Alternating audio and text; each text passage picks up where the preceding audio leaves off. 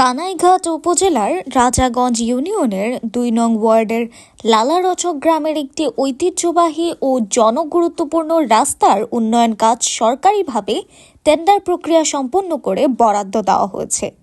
তবে এই উন্নয়ন কাজ বাতিল করানোর উদ্দেশ্য একটি স্বার্থান্বেষী মহল পরিকল্পিতভাবে অপপ্রচার ও বিভ্রান্তিমূলক তথ্য ছড়িয়ে দিচ্ছে বলে অভিযোগ উঠেছে।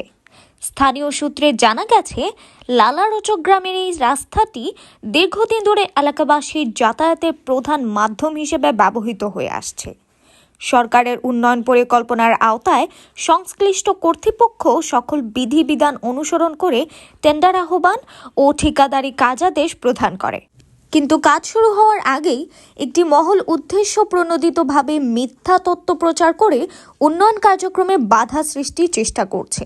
এলাকাবাসীর অভিযোগ, সামাজিক যোগাযোগ মাধ্যম সহ বিভিন্ন মাধ্যমে বিভ্রান্তিকর বক্তব্য ছড়িয়ে সাধারণ মানুষকে বিভ্রান্ত করা হচ্ছে। এতে সরকারের উন্নয়ন উদ্যোগ নিয়ে জনমনে সন্দেহ তৈরি হচ্ছে, যা সম্পূর্ণ ভিত্তিহীন ও অনাকাঙ্ক্ষিত।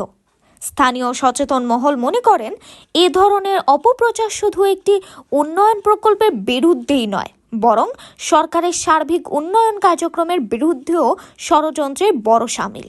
তারা অবিলম্বে অপপ্রচার বন্ধ করে নির্ধারিত সময়ের মধ্যে রাস্তার উন্নয়ন কাজ শুরু ও বাস্তবায়নের দাবি জানান। এ বিষয়ে এলাকাবাসী প্রশাসনের দৃষ্টি আকর্ষণ করে বলেন, সুষ্ঠু তদন্তের মাধ্যমে অপপ্রচারের সঙ্গে জড়িতদের চিহ্নিত করে প্রয়োজনীয় আইনগত ব্যবস্থা গ্রহণ করা জরুরি। একই সঙ্গে তারা সরকারের উন্নয়ন কার্যক্রম নির্বিঘ্নে বাস্তবায়নের আহ্বান জানান।